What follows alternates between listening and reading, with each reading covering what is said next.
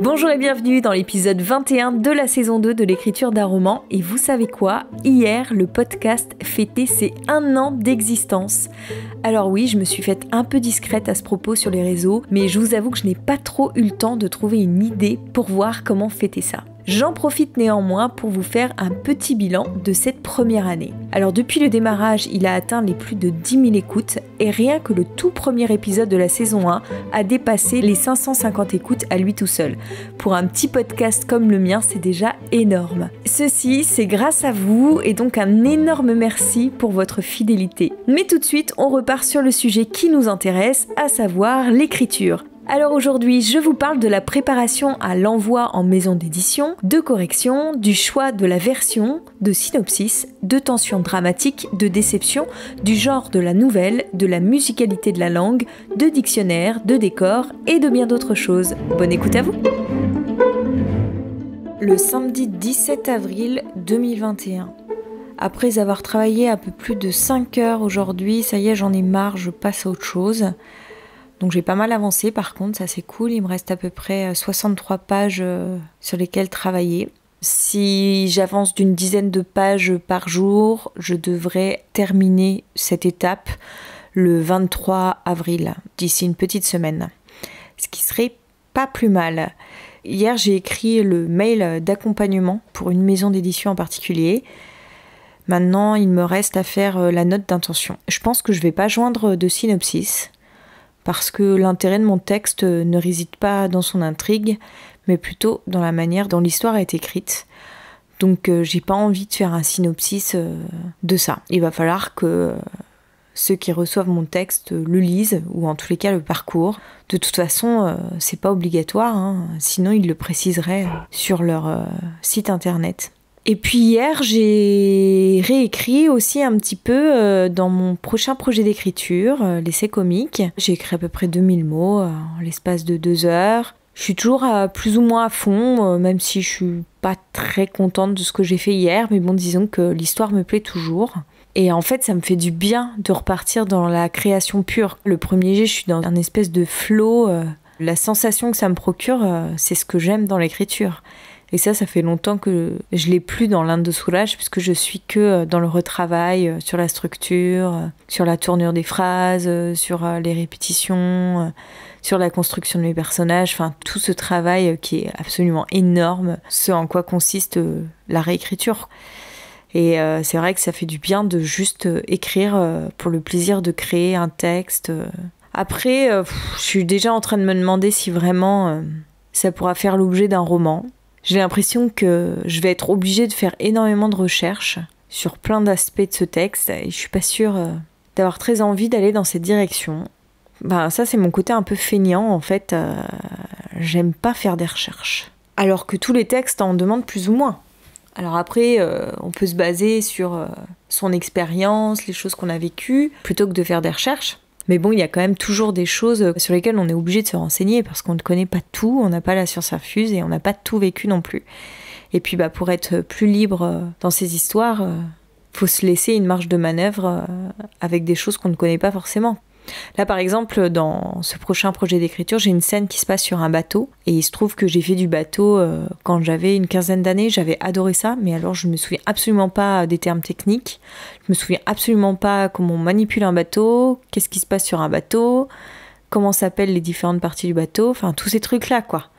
Et ça manque un peu à mon histoire, donc va falloir que soit que je passe mon permis bateau, soit que je refasse du bateau, soit que je regarde des vidéos à propos de bateau, enfin voilà.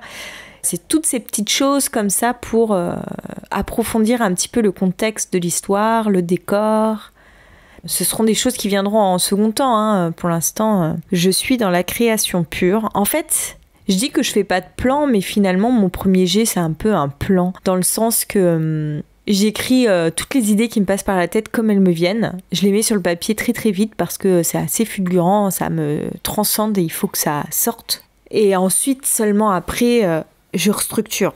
Mais j'ai vraiment envie de laisser libre cours à mon imagination de s'évader dans toutes les directions. Comme encore une fois, ça se base sur des choses que j'ai pu vivre moi, quand j'ai envie d'aller ailleurs, que ça s'éloigne de ce que j'ai vécu et tout, je laisse libre cours à mon imagination. J'essaye pas de recopier très fidèlement ce qu'il y a dans mon journal. Surtout pas d'ailleurs, parce que ça c'est un peu l'erreur que j'ai faite avec l'Inde de Soulage, c'est que j'ai voulu rester très fidèle à la réalité des faits, à leur déroulement, et c'est ce qui m'a longtemps bloquée, c'est ce qui fait qu'à mon avis j'ai perdu beaucoup de temps. Là, je cherche pas à être fidèle à la réalité, on s'en fiche en fait, c'est pas une autobiographie que je fais. Et puis même si c'était le cas, j'aurais très bien le droit de l'enjoliver, hein. Après, ça ne regarde que moi. Mais voilà, donc si un personnage prend un peu plus d'importance qu'il n'en a à la base, eh ben, je le laisse se déployer comme mon inspiration me guide en fait. Je me laisse complètement diriger par elle pour ce texte. Je vais peut-être du coup y retourner aujourd'hui, parce que c'est un travail complémentaire par rapport à l'Inde de Soulage. Autant l'Inde de Soulage, je suis dans quelque chose de très réfléchi, tout ça. Et l'essai comique, c'est un peu plutôt je me lâche quoi. Et waouh, ça fait du bien, ça fait tellement longtemps que ça m'est pas arrivé. Le dimanche 18 avril 2021. J'arrive presque à la fin, pas tout à fait quand même, de la correction de la version 23. Et c'est vrai que la fin du texte est un peu ennuyeuse dans cette version.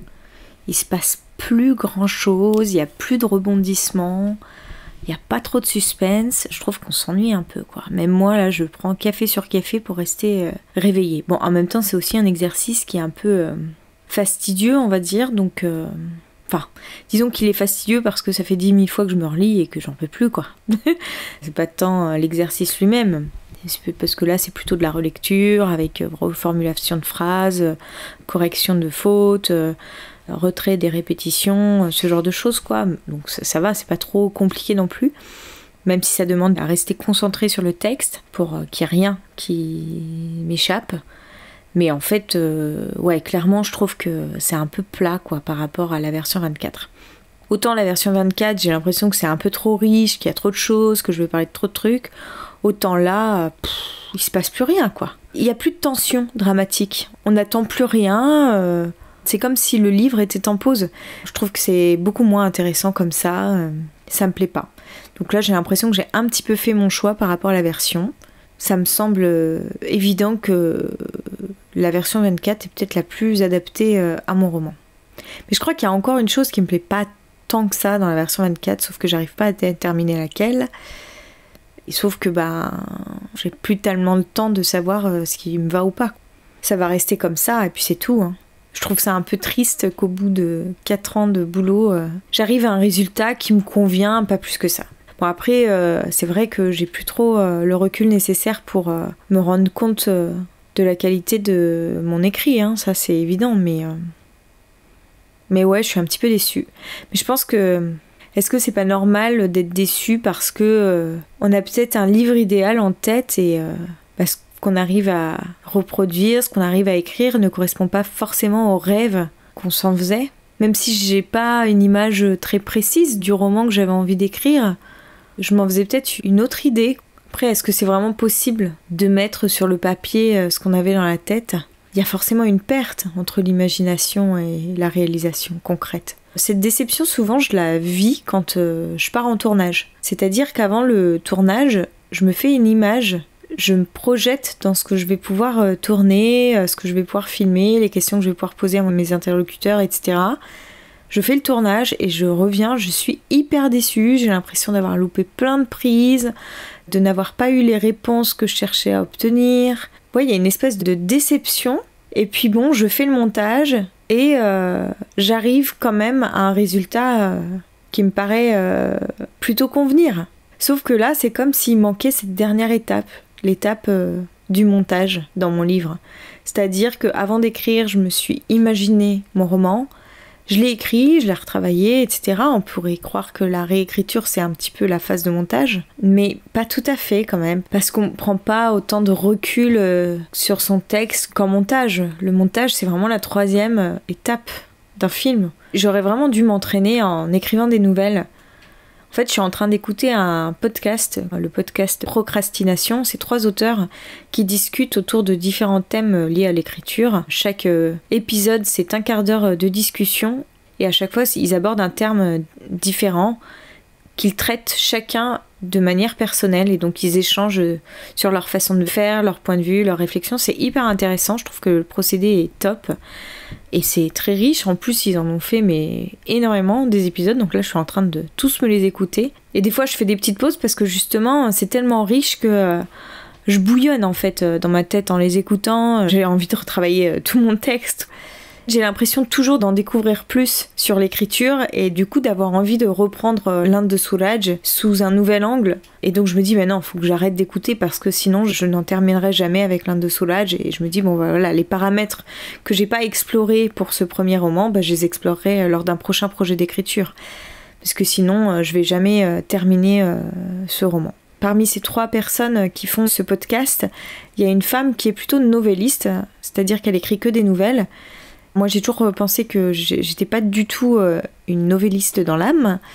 Eux-mêmes disent qu'on est plutôt fait pour le roman ou la nouvelle. Mais au-delà de ça, tous, ils s'accordent à dire que c'est bien de commencer en s'entraînant en fait sur une nouvelle. Parce que si on se plante sur un texte de 30 pages, c'est pas la même chose que de se planter pour un texte de 300 pages, quoi.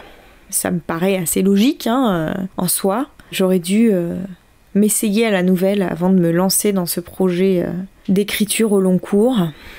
Même si je suis assez contente de moi parce que finalement c'est la première fois que je travaille aussi sérieusement sur un texte. C'est aussi la première fois que je me mets aussi longtemps sur un projet auquel je me donne avec autant d'énergie, pour lequel je ne baisse pas les bras. Enfin voilà, c'est déjà des petites victoires pour moi tout ça, tout ce que je fais autour de ce texte. Le lundi 19 avril 2021. Bon, finalement, contrairement à ce que je pensais, je vais terminer la correction de la version 23 demain. Parce que là, j'en suis à la page 211 sur 224. Donc, il m'en reste plus beaucoup à travailler. Mais comme la dernière scène est une scène d'importance, je préfère me réserver une séance entière pour y travailler. Parce que j'aurais pu prolonger ma séance d'aujourd'hui, mais j'aurais eu peur de précipiter les choses. Le problème, c'est que quand j'arrive à la fin, je suis tellement pressée d'aller au bout que j'ai tendance un peu à bâcler les choses, qui fait que la fin est toujours un peu moins bien que le début. Donc demain je termine ça et puis à partir de mercredi je me dis que je pourrais travailler en parallèle sur la version 24 et sur la préparation des dossiers, commencer à préparer les différents courriers que je vais envoyer aux maisons d'édition, destiner la première partie de ma séance au travail du manuscrit en tant que tel et la deuxième partie à l'écriture des mails d'accompagnement ou des courriers d'accompagnement, de la note d'intention. Je pense pas que je vais faire un résumé. Enfin, je me dis, si c'était vraiment indispensable, ils le mettraient sur leur site internet, quoi. Et puis bon, franchement, est-ce qu'ils s'amusent à lire les notes d'intention ou les courriers qui accompagnent? Alors, les courriers qui accompagnent, peut-être, ils sont pas trop longs, mais sinon, je sais pas. Franchement, j'en sais rien parce que ce qui me surprend pas mal, c'est que sur la plupart des sites internet, il y a aucune précision par rapport à l'envoi du manuscrit. Certains précisent quelques éléments typographiques, genre double interligne et police 12, en gros. S'il faut l'envoyer par mail ou par courrier, mais rien de plus, quoi, rien d'autre. En même temps, s'ils trouvent un bon projet, ils vont s'arrêter là. Ils vont pas ne pas le prendre parce qu'il n'y a pas de courrier ou de note d'intention avec. Alors peut-être un courrier accompagnant, ça peut être bien parce que ça veut dire qu'on s'adresse à une personne en particulier. C'est pas juste un texte qu'on envoie comme ça au milieu de nulle part à une maison d'édition parmi tant d'autres. Ça peut être vraiment un courrier à l'intention d'une maison d'édition en particulier. Voilà, parce que moi je compte faire des courriers personnalisés à chaque maison d'édition. Pourquoi je décide d'envoyer mon projet chez eux plutôt que dans une autre maison d'édition?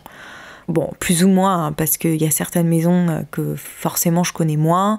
J'aurais pas le temps de lire d'autres livres chez eux, en essayant quand même d'adresser ma lettre à quelqu'un de la maison.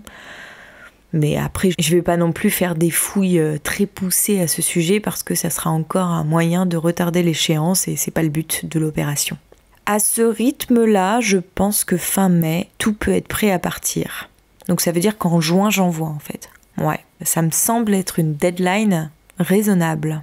Bon, on va voir. Et puis je pense que si jamais j'ai terminé, enfin c'est jamais terminé, comme je l'explique à chaque fois, mais si jamais j'ai terminé tout le retravail de mon texte à partir de la version 24, peut-être que je commencerai à écrire le matin mon prochain projet d'écriture en parallèle que je continue de préparer les dossiers. Je vais voir parce qu'en même temps, je pense qu'il y a toujours des petites choses à modifier et jusqu'au bout, je vais les modifier. Le mardi 20 avril 2021. Je suis dégoûtée parce que je pensais terminer la correction aujourd'hui, mais en fait pas du tout. J'ai décidé de bien retravailler ma dernière scène qui est pas tip-top pour le moment. Et donc je pense que ça va me prendre quelques jours en fait. Donc au lieu de terminer aujourd'hui comme c'était prévu, je risque de terminer d'ici 2-3 jours. Le temps vraiment que je réécrive au mieux cette scène qui fonctionne pas très bien. Et en fait, je suis retombée sur un passage que j'avais écrit par rapport à cette scène qui est beaucoup plus parlant que ce que moi j'avais gardé. Donc du coup, je suis en train de retravailler la scène avec ce que j'avais écrit et que j'avais complètement oublié d'avoir écrit. Et puis aujourd'hui, j'étais peut-être pas non plus hyper efficace parce que j'ai mal dormi cette nuit, donc la concentration n'était pas au rendez-vous. J'ai beau avoir pris 2 cafés, je me sens pas au meilleur de ma forme. Voilà. J'espère que ça ira mieux demain. La séance, elle est passée trop vite. J'ai eu l'impression d'avoir le temps de rien faire. Genre, j'ai commencé page 211 aujourd'hui, et là, j'en suis à la page 215. J'ai l'impression de pas avoir avancé. Le mercredi 21 avril 2021. J'ai pas encore terminé la correction de la version 23. J'en suis toujours sur la scène de la fin qui est un peu le climax de mon roman. Donc j'ai très peu avancé. Je me suis dit que j'allais pas me précipiter pour bâcler les choses. Aujourd'hui, j'ai surtout passé beaucoup de temps le nez plongé dans le dictionnaire à chercher des mots avec des sonorités en acre comme ça, quoi, un peu qui catapulte, qui se crispe, qui... Voilà. Parce que en fait, j'ai tout un passage où je joue avec ce genre de sonorité et du coup, je cherche des termes qui peuvent donner plus de musicalité à ce passage. C'est là-dessus que j'ai travaillé aujourd'hui. Je sais pas si je vais le garder parce que c'est un exercice que je fais depuis pas très longtemps. En fait, c'est depuis que j'ai lu Les Furtifs d'Alain Damasio, qui joue beaucoup avec cette figure de style, que j'ai eu envie de m'y mettre. Mais auparavant, j'avais jamais trop fait attention à la sonorité des mots. Mais en même temps, le fait de faire attention à la sonorité des mots, ça aide aussi à découvrir de nouveaux mots déjà, et puis en plus à utiliser des mots qu'on n'aurait peut-être pas l'habitude d'utiliser, et à faire attention à la définition des mots qu'on utilise, parce qu'il ne s'agit pas non plus de mettre des mots qui sonnent bien mais qui ne veulent rien dire, quoi. Donc c'est ce qui m'a un peu obligée à rester la tête plongée dans le dictionnaire.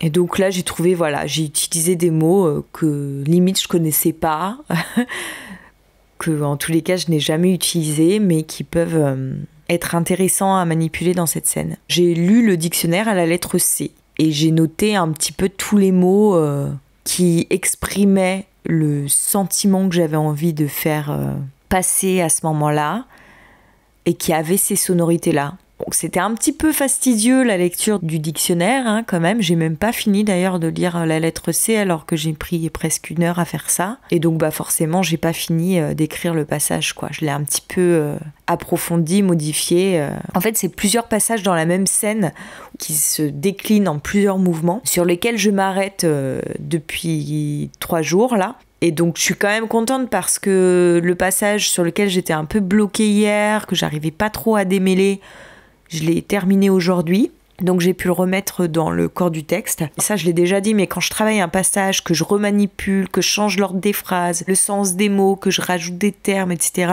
j'ai tendance à travailler dans un autre texte pour pas détériorer le texte dans le corps de mon manuscrit. Parce que imaginons que les manipulations que je fais ne rendent rien, et je reste avec mon texte d'origine.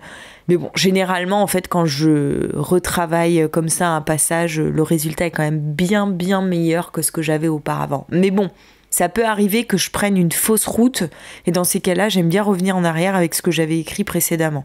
Comme ça, j'ai toujours une base sur laquelle m'appuyer au cas où. C'est un peu ma roue de secours. Le vendredi 23 avril 2021. Comme tous les vendredis maintenant, j'ai décidé de consacrer la matinée entière à mon écriture. Je viens de faire une séance habituelle, je vais déjeuner puis je vais reprendre ensuite. Là, j'ai terminé la correction de la version 23. Et en fait, non, je ne vais pas l'envoyer aux maisons d'édition parce que je pense que la version 24 me correspond mieux. J'aime pas la fin dans la version 23, voilà, tout simplement. Et puis, je suis pas inspirée pour trouver mieux. Donc, j'ai plutôt envie de me concentrer sur la version 24 qui est beaucoup plus romanesque, avec du suspense, du page-turner, tout ça. Moi, en tous les cas, si j'étais une lectrice, je préférerais carrément lire la version 24. Donc, voilà.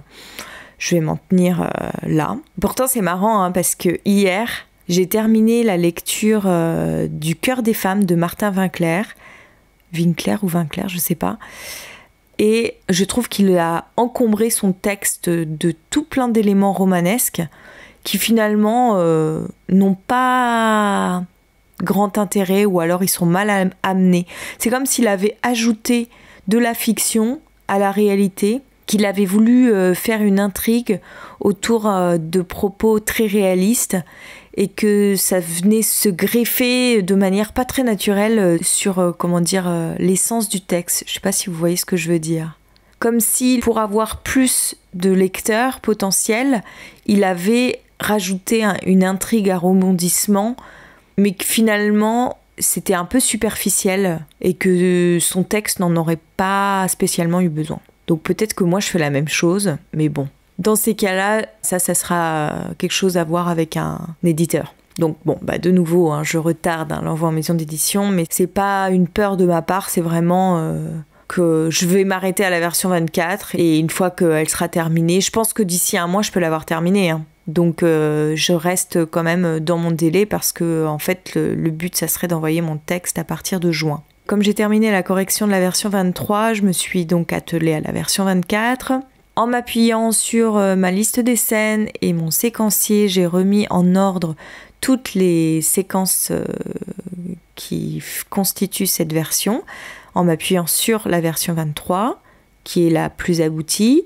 En gros, j'ai enregistré la version 23 en version 24 et j'ai remis de l'ordre dans les scènes. J'ai ajouté les scènes manquantes en les tirant de la version 22. Qui est même en fait la version 22, je sais pas à quoi elle correspond, mais ça a l'air d'être déjà une version 23. Enfin, ma fin est déjà modifiée. En fait, il faut que je revienne à la version 21, c'est celle que j'avais envoyée à ma professeure de français, parce que c'est là où j'ai les scènes que j'ai retirées pour la dernière version. Donc là, voilà, je réajoute toutes les scènes qui manquent à partir de la version 21. C'est un peu embrouillé, je sais pas si c'est très clair pour vous. Et là, ce que j'ai commencé à faire, c'est que je relis ma version 21, dans laquelle se distillent des petits indices qui préparent à la fin, qui ont complètement disparu dans les versions suivantes. Ça va être un peu un long travail parce que j'ai pas envie de tout relire, donc je parcours mon texte en essayant de retrouver les éléments qui pouvaient préparer à la fin. Et puis après, il y aura un sacré travail de réécriture sur la version 24, mais pas depuis le début du texte. Les 80 premières pages à peu près, elles ne changent pas par rapport à la version 23, donc je les ai bien assez manipulé, trituré dans tous les sens pour ne pas avoir à m'y atteler à nouveau. Alors je dis ça, mais en même temps, si j'ajoute des petits éléments qui préparent à la fin, peut-être qu'il va y avoir des passages qu'il va falloir que je relise. Et je vais voir comment ça se passe. Ce que j'aimerais avoir terminé aujourd'hui, c'est au moins pouvoir commencer à faire la correction de la version 24. Et là, je fais cette correction vraiment dans l'optique que j'envoie mon texte en maison d'édition. Là, je fais une dernière relecture et je vais corriger en même temps. Enfin, ça dépend quel genre de correction il y a à faire. Mais si dans cette dernière relecture en PDF, c'est des petites corrections à faire parce qu'il y a des petites incohérences ou des fautes grosses comme des maisons, ça, je le fais direct. Ça va pas me prendre 3 heures. Par contre, si d'un coup, je me rends compte qu'il y a quelque chose qui fonctionne pas, je le laisse en fait. Là, cette fois, je laisse. Voilà, il y a des choses qui sont un peu bancales. En fait, ça, c'est suite à ma conversation avec Hélène Verger, l'autrice de La vie en confetti, qui a fait l'objet d'un épisode hors série, qui m'inspire dans ce sens-là. Elle, c'est ce qu'elle a fait, c'est qu'à chaque fois qu'elle terminait une version, elle l'envoyait dans des maisons d'édition.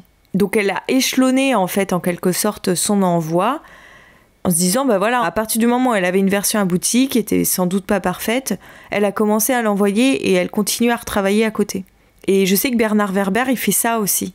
Avant d'être publié de manière automatique, Au début, il travaillait son texte, il l'envoyait, il retravaillait son texte, il l'envoyait, il retravaillait son texte, il l'envoyait. Bon, j'aurais peut-être dû, moi, l'envoyer beaucoup plus en amont, hein, mais bon, je me dis que voilà, je peux l'envoyer comme ça. Et puis, à la limite, je l'envoie, je sais pas, à une vingtaine de maisons d'édition, ce qui est déjà pas trop mal, même si c'est pas toutes les maisons de la place parisienne. Je fais une pause, parce que j'en ai besoin, de quelques mois cette fois, pas juste quelques semaines. Je fais le premier jet de mon prochain projet d'écriture. Comme ça, au moins, j'ai quelque chose sur lequel j'ai travaillé non-stop pendant des semaines. Donc, j'ai quelque chose d'à peu près abouti, en tous les cas, en termes de premier jet. Et à partir de là, si j'ai envie, je reprends l'Inde de Soulage en fonction des réponses que j'ai eues et je retravaille dessus.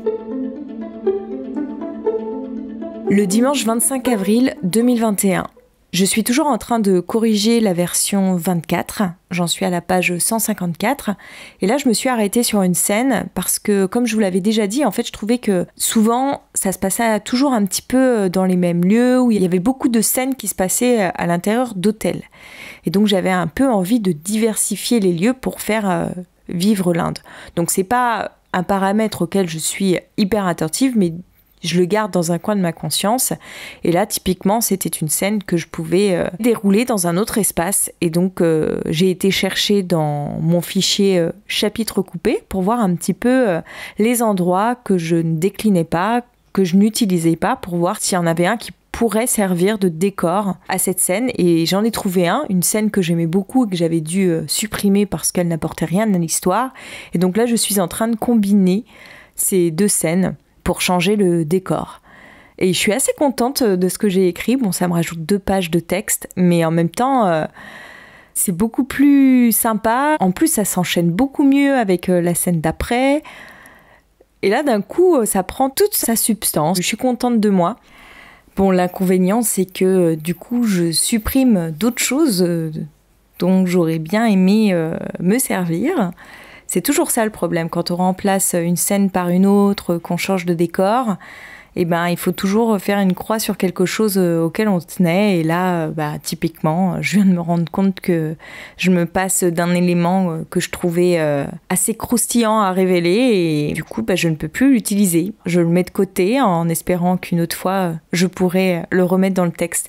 En fait, c'est tout le temps ça, c'est-à-dire que il suffit que je change de décor, que je change la teneur de la scène, qu'il faut que j'ajoute quelque chose, et je reprends des éléments que j'avais supprimés auparavant, j'en ajoute de nouveau, et en fait, petit à petit, non seulement le texte se condense, mais j'arrive à y ajouter un petit peu toutes les pièces manquantes dont j'avais envie de parler.